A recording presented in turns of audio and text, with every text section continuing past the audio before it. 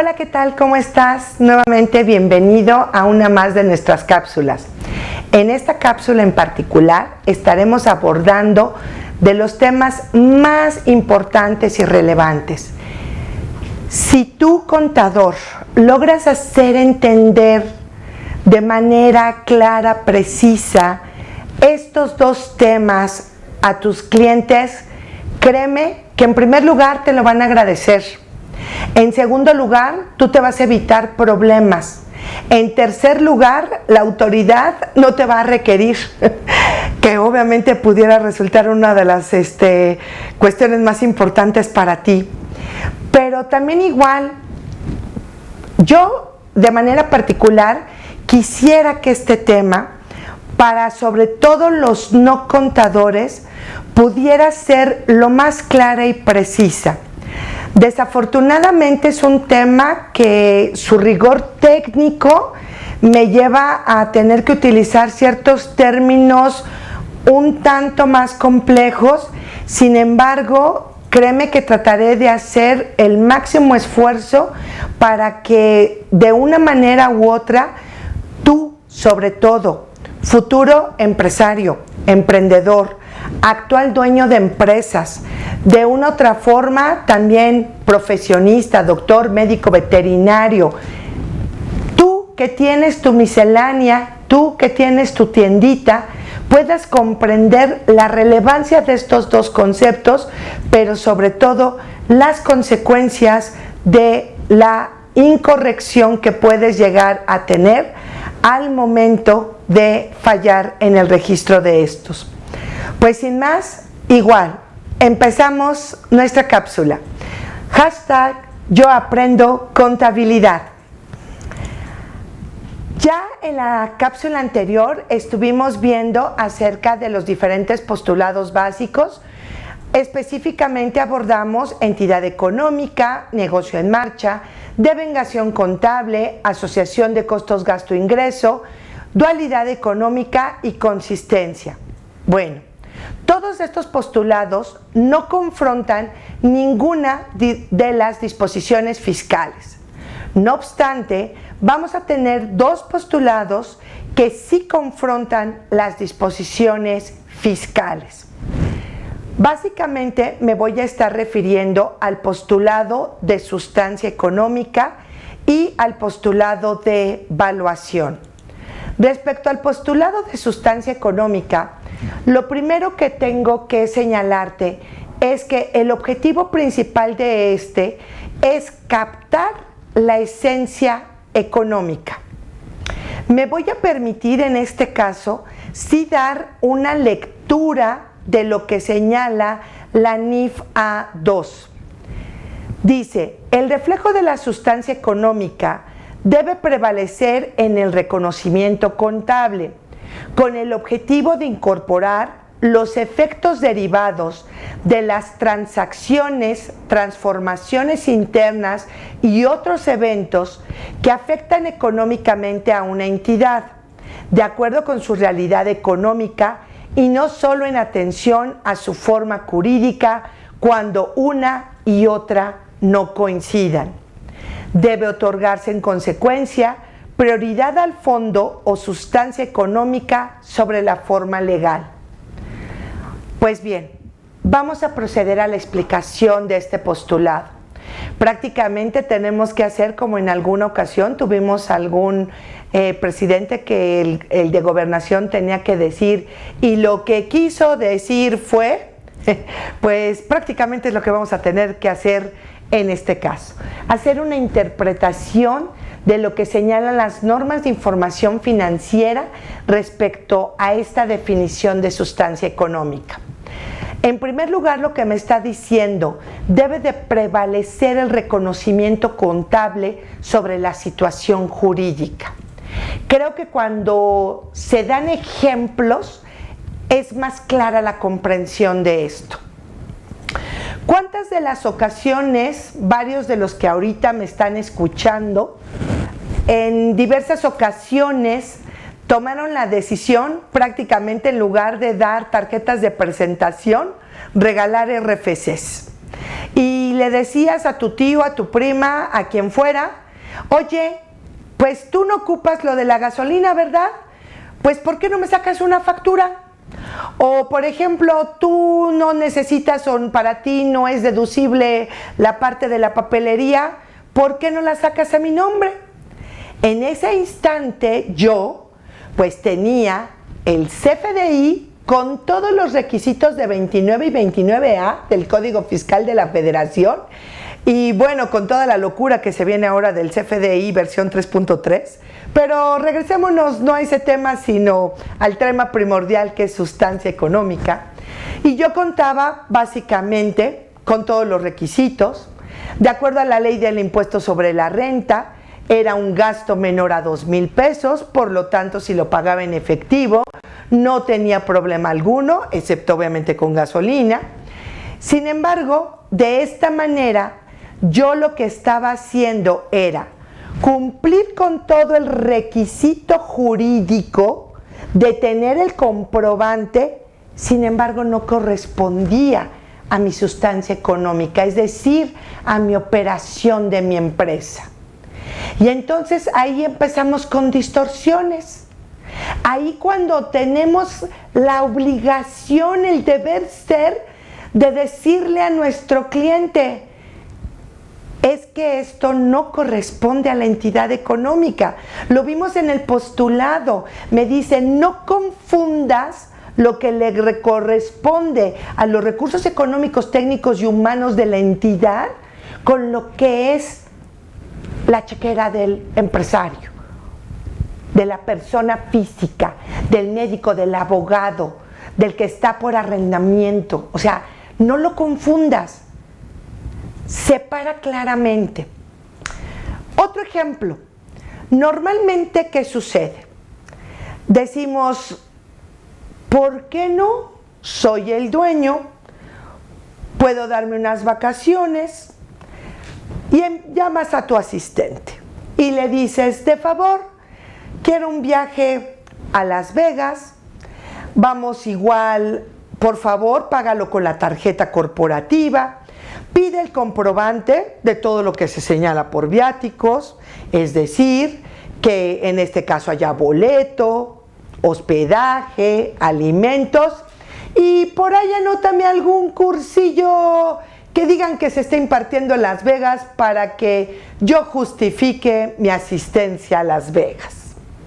O por otra parte, muy sutilmente, cuando hago todo ese reconocimiento, digo, buscando nuevos mercados, nuevas fronteras, abriendo posibilidades de negocio. Total, al que se sienta al lado del avión, le pides rápidamente una tarjeta de presentación y con eso ya cubriste el decir que fuiste a buscar oportunidades. Eso está cumpliendo con todo lo que se refiere a la parte jurídica. Tienes transporte, ya sea aéreo, terrestre, peaje, tienes alimentos, tienes hospedaje, lo pagaste con tarjeta corporativa, la tarjeta corporativa se pagó con transferencia, sin embargo, estás cometiendo un delito. Eso es justamente lo que estás haciendo. Estás cambiando lo que es la esencia del negocio, lo que es la parte de sustancia económica, y solamente por cumplir con un requisito, crees que ya con eso la libraste. Si nosotros igual hacemos, para que ustedes puedan ver a qué grado ha llegado esta situación, la autoridad, a través de un comunicado de prensa, el 011-2015, que emitió el 20 de enero del 2015, claramente señala lo siguiente: indebido deducir la compra de automóviles cuando no son utilizados para los activos propios del contribuyente. ¡Wow! Pero ¿qué sucede? A ver, yo tengo el CFDI de la factura del carro. Es más, cumple con primer requisito, no más de 175,000. Lo pagué con transferencia o hice cheque para hacer el desembolso correspondiente. Pero resulta que el carro es o para mi hija, para mi esposa, mi esposo, y la verdad es que se utiliza todo menos para las actividades propias del negocio. Otra vez volvemos, estamos cumpliendo con toda la parte de carácter legal, pero ¿en dónde está quedando la situación contable? Ahí, de hecho, la autoridad en este mismo comunicado te señala que a pesar de que se tenga contrato de comodato, que obviamente es una figura maravillosa que se utiliza para poder decir que por eso haces deducible la gasolina, el peaje, el seguro y todo lo que con esto convenga, ¿no? Pues prácticamente te dice, pues aunque lo tengas en figura de comodato, si no es utilizado para actividades propias del contribuyente, no podrás hacer deducibles ni el auto ni todas aquellas erogaciones que conlleve el uso del mismo. Yo esperaría que ustedes, radioescuchas y televidentes y todos los que están aquí presentes, pudieran permear eso. ¿Qué sucede? Típico, ¿no? Compra de alimento para perros. ¿Qué acaso hay perros cuidando, custodiando el negocio? No, pero es el perro de la nena.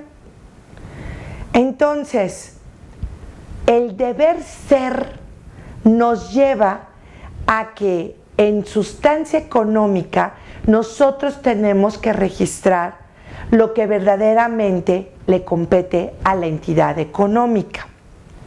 Otro grave error que cometemos invariablemente. Ejemplo, mando a comprar utensilios de limpieza. Pero de estos utensilios de limpieza sí logro conseguir la parte de la factura del 80% del gasto. Y el 20%, pues resulta que como no había esos productos, los compro en el negocio que está al ladito, que no expide documentos. ¿Qué hago erróneamente?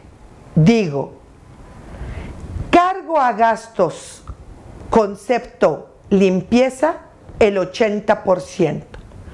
Cargo a gastos no deducibles el 20%. Y el abono a mis bancos.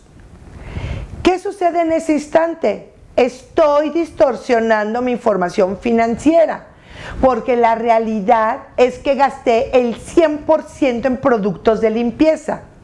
Si esto es así, ¿qué tendría yo que hacer? Registrar el 100% en gastos de limpieza y en cuentas de orden llevar ese 20% que yo no cubre requisitos fiscales. Y de esta manera estoy armando mi contabilidad tanto para efectos financieros como para efectos fiscales.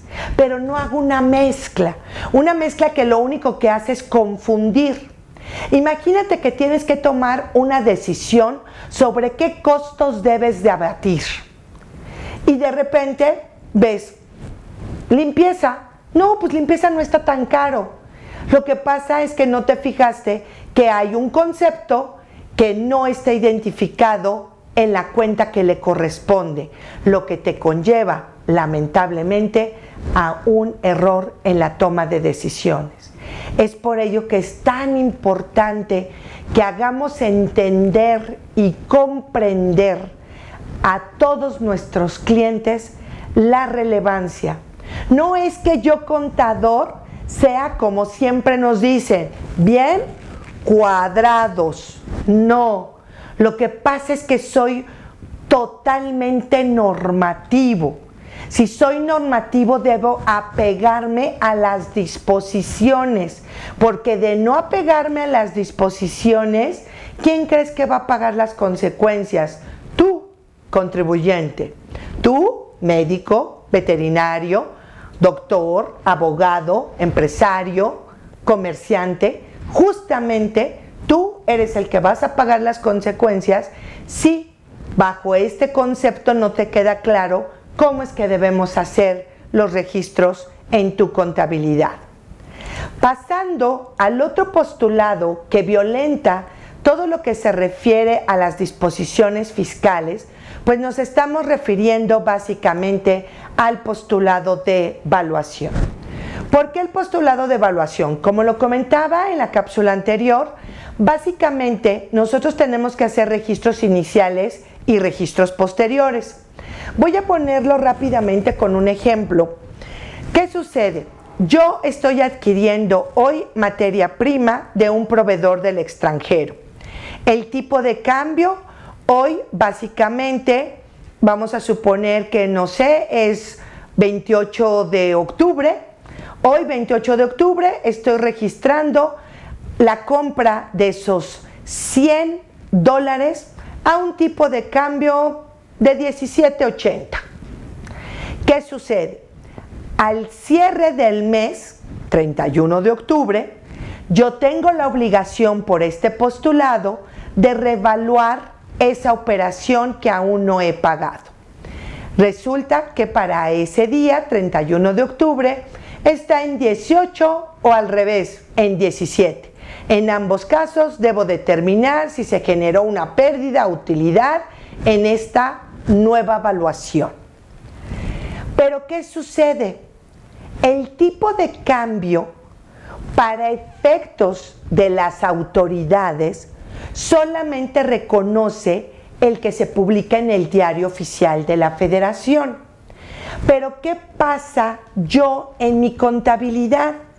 Puedo tener tipo de cambio spot, ventanilla, interbancario, puedo haber hecho una cobertura de riesgos en tipo de cambio, puedo tener un tipo de cambio corporativo, en fin, como pueden ver, tengo 6 opciones contra una.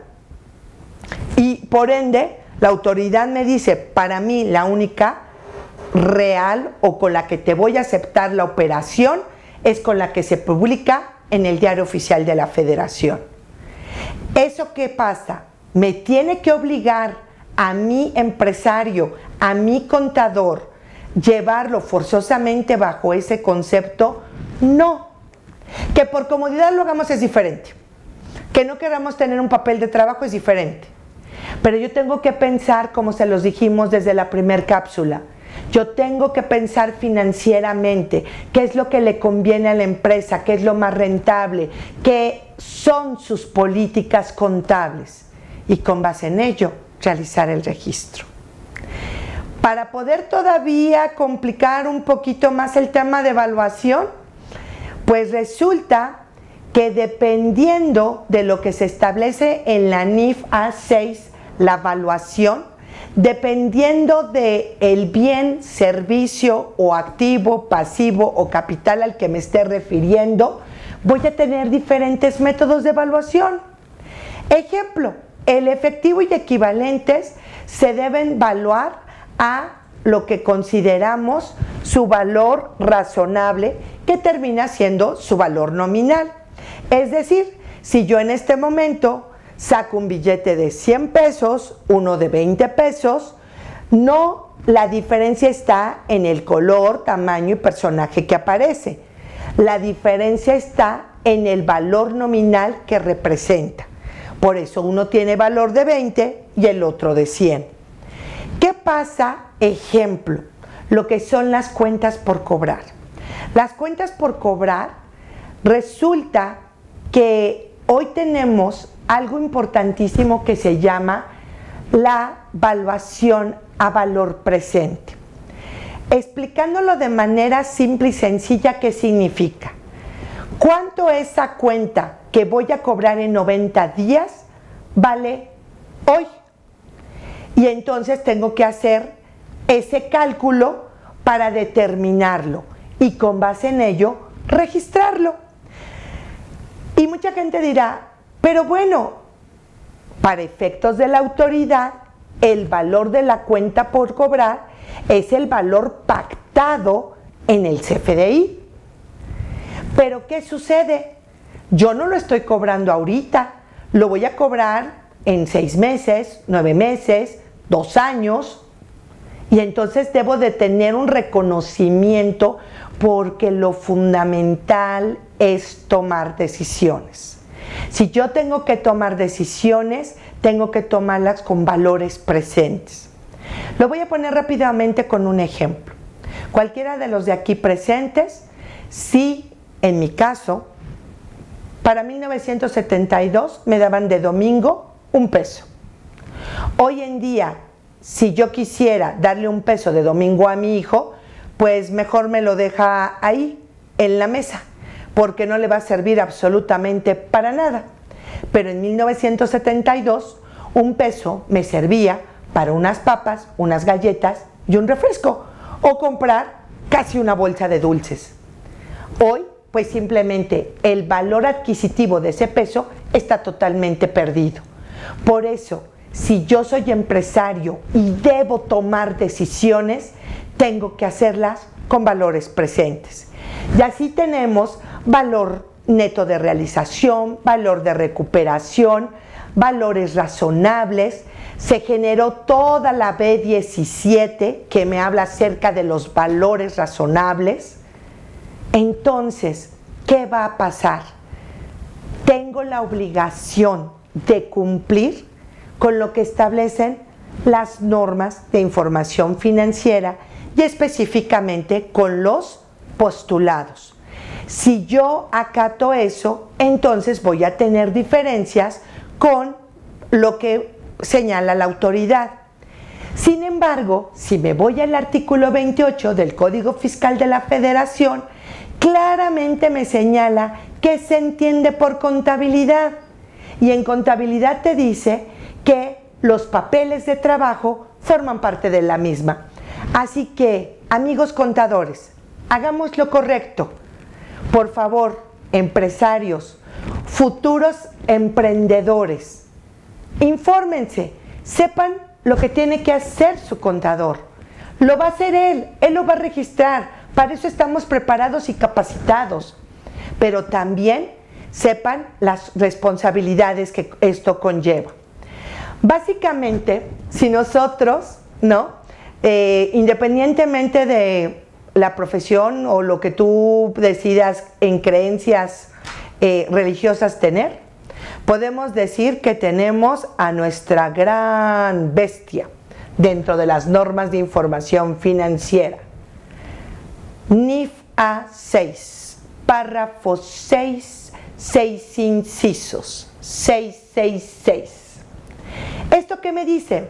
Que el reconocimiento contable de cada una de las operaciones tiene que cumplir con los siguientes requisitos.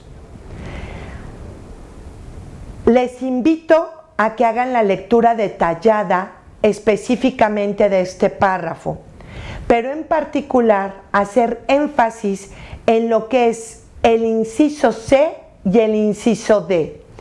El inciso C me dice ser cuantificable en términos monetarios confiables, valuación.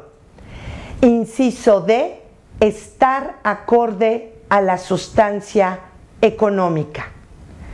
Si esto nos queda claro, porque luego mucha gente me dice, no, a mí con que me enseñes a cargar y abonar, a hacer un registro contable, dime cómo lo hago.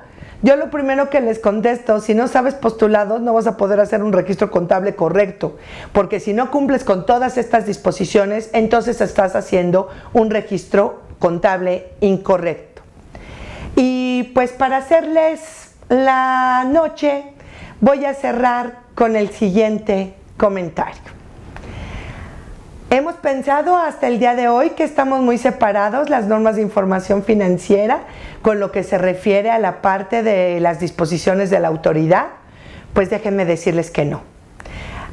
Adorablemente nuestra autoridad, el SAT, a través de resolución miscelánea, señaló que toda la contabilidad que debemos de subir a través de las diferentes disposiciones y mecanismos que establezca, tendrá forzosamente que cumplir con cualquiera de los métodos autorizados contables.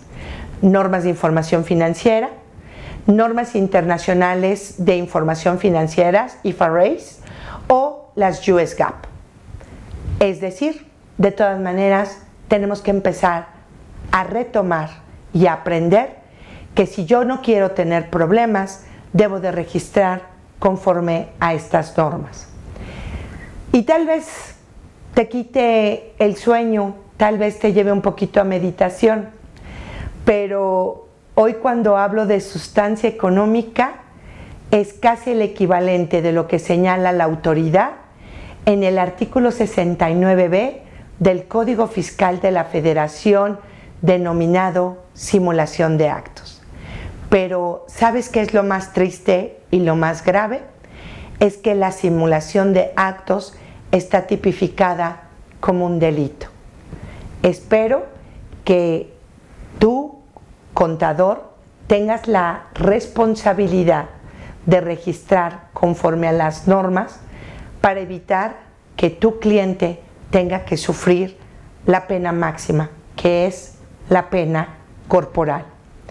Es por ello que creo de suma relevancia que pongamos todo nuestro énfasis en estos postulados. Analicemos de manera clara. Próximamente igual pueden checar en la parte tanto de lo que se refiere mi fanpage, así como en la parte del Twitter y también próximamente en mi canal de YouTube, todas estas presentaciones en donde estaremos haciendo reflexiones. Creo, sin lugar a dudas a equivocarme, ninguno de nosotros deseamos tener problemas. Todos queremos dormir de manera tranquila. Yo creo que todos queremos y necesitamos y buscamos un México mejor. Y gran parte de eso es cuando hacemos crecer a los negocios. Hacer crecer a un negocio es hacer que no cometa errores contables que lo lleven a errores fiscales. Así que de verdad te invito a que hagas una fuerte reflexión acerca de los temas abordados y que nos sigas en nuestras siguientes emisiones. Hasta luego.